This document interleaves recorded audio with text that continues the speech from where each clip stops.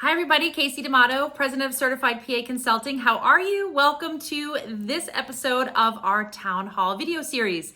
On this Town Hall, this week, we're talking about questions that you sent in with your Town Hall questionnaires. So if you have joined our Town Hall community at certifiedpaconsulting.com, you can go on, you can join for free, you fill out a short survey, and we answer questions for PAs and NPs and physicians related to salary, contracts, business, things that were not taught in medical school, medical training. Myself, as well as my partner, Catherine, we are PAs. We also have been business owners and have a lot of business experience. We've managed medical practices in Los Angeles and Northern California. And we now commit a lot of time to helping other people understand the nuances when it comes to negotiating or business structure, and particularly in private practice primarily. And we put a video out every single week to hopefully help you and answer your questions. So I wanted to address 3 questions that have come up recently in our recent questionnaires that people have submitted who have joined our Town Hall community. And again, you can join for free. Just go to certifiedpaconsulting.com and you can go on our free video resources and you can join the Town Hall community and send in your questions. The first question that has come in recently is, what is a reasonable amount of notice to give when you're planning your exit? So sometimes this can be defined in your contract. It might say 30, 60, 90 days, in some instances more than that. So if you don't have a contract or it doesn't say in your contract, the reasonable amount of time is the amount of time that it takes to screen new applicants and interview new applicants and then hire one and potentially get them trained and credentialed. So that process is on the shorter end, typically 60 days, and it can be a little bit longer. It's rare that whole process can happen in 30 days. It's possible, but it's rare.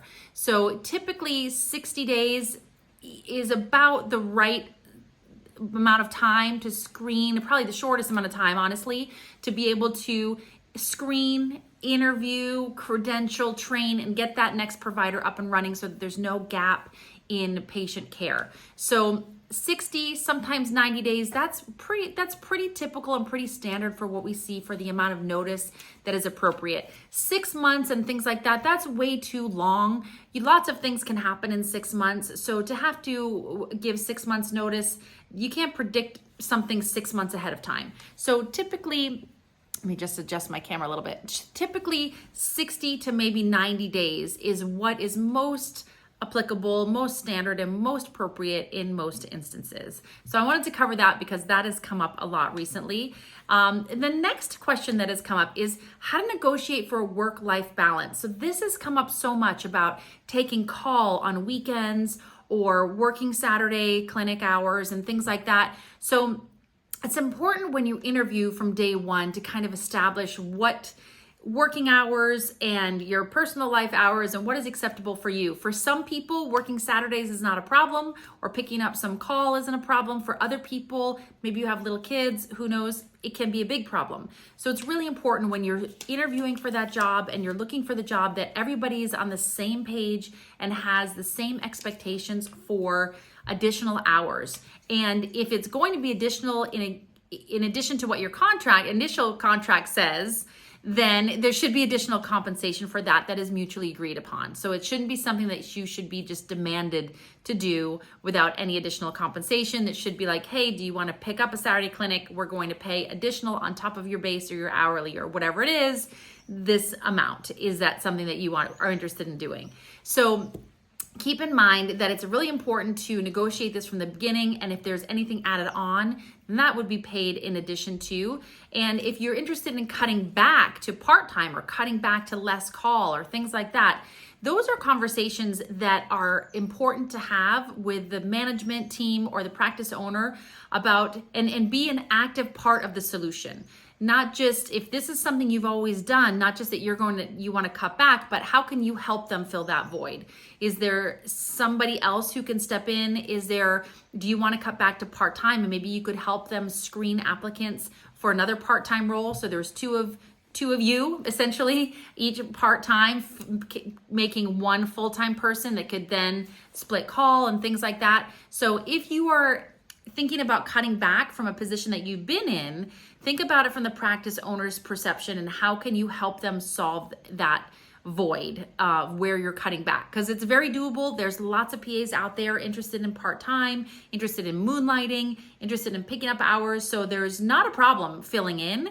So it's just about helping be part of the solution and not unloading a problem on the business owner, because then it's not going to be perceived very well if all of a sudden you want to cut back and you leave them empty, short-staffed, without providers. Then they're most likely going to be, a little bit unhappy about that suggestion. So if you want to cut back, make sure you're coming in with suggestions of how to fill that void of what you were once doing. And it's very doable to find a better work-life balance. It's a little trickier in the big hospital systems. It's a little bit easier dialogue to have in private practice and in some multi-specialty groups and things like that. And the last question I wanted to talk about is, how do you know if the salary structure is fair? We have an entire webinar, free webinar, that's like 30 minutes with PowerPoint slides and everything, talking about how do you evaluate salary reports, which are just one tool. That is only one tool out of many. That is not the way to determine if the salary is quote unquote fair.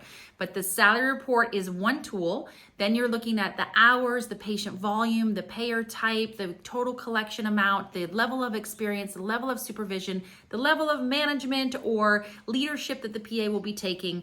So many different factors come into determining if the salary is fair. So there's salary ranges that are appropriate in every specialty. And then there's all these nuances and factors, and every PA brings a different value to that facility. And then at that point, it's a matter of determining if the facility recognizes the value that that PA brings. In some cases, they very much will, and in some cases they won't. And they'll feel like, if you don't want this opportunity, we'll just take the next applicant. And so it's all about finding the right practice and the right PA. It's like matchmaking, where everybody is recognizing each other's values and growing together. And that's where the salaries are lucrative, because the compensation being generated for the practice is lucrative, and everybody is able to grow together, and the PA is bringing some additional leadership in additional skill sets to the facility. So those can be really, really, really lucrative opportunities for when you find the right fit. It's all about screening and interviewing the hiring manager or the practice owner just as much as they're hiring you, to make sure that it is the right fit, because when it is, that's how you get the top end of the salary range, or higher than what the salary ranges are reported. In most cases, our clients, when they identify the right location, can negotiate even higher than what salary reports are showing. But it's all about identifying the right fit for the right PA. That's what it's all about, to determine if that salary is quote unquote fair. Because what's fair for one person who is able to see, 100, 200 patients a week, compared to somebody that's not comfortable doing that, or somebody who has much more advanced skill set, or somebody who has less of a skill set, or somebody who's part-time or full-time, or more benefit package or less benefit package, more staff support, less staff support. There's so many variables that affect the business side of things, the numbers, and the salary comes from the collections, and it comes from what you're costing, what the PA is costing the practice. So it's all a kind of this ratio of the total collections at a certain level and the total costs at a certain level, and the value that you're bringing that's outside of revenue. And that's how you determine if the salary is quote unquote fair. So I know that's kind of muddy, but that is the reality of how it works. And that's the reality of PAs out there that are doing very, very well and have very, very lucrative salaries, because they've identified the right fit with the right balance of the collections, the right balance of what they're costing, the right balance of their skill sets from a leadership standpoint that is valued by the facility. And that's what it's all about. So if you're not sure how to do that, we have free webinars, free videos, we have private coaching, we have an on-demand course that is a low cost. So All of those resources are available. Our on-demand course, Master the Boss Mindset Negotiation Masterclass, qualifies for Category 2 CME. You can combine it with private coaching and work with myself and my team, and we can personally help you create your negotiation strategy and understand if your salary is fair. And we help physicians also who are trying to understand if what they're paying is fair. So both sides of it, we help people understand from the business standpoint. I hope that's helpful. Send in your questions, join the Town Hall community, and I will see you next week.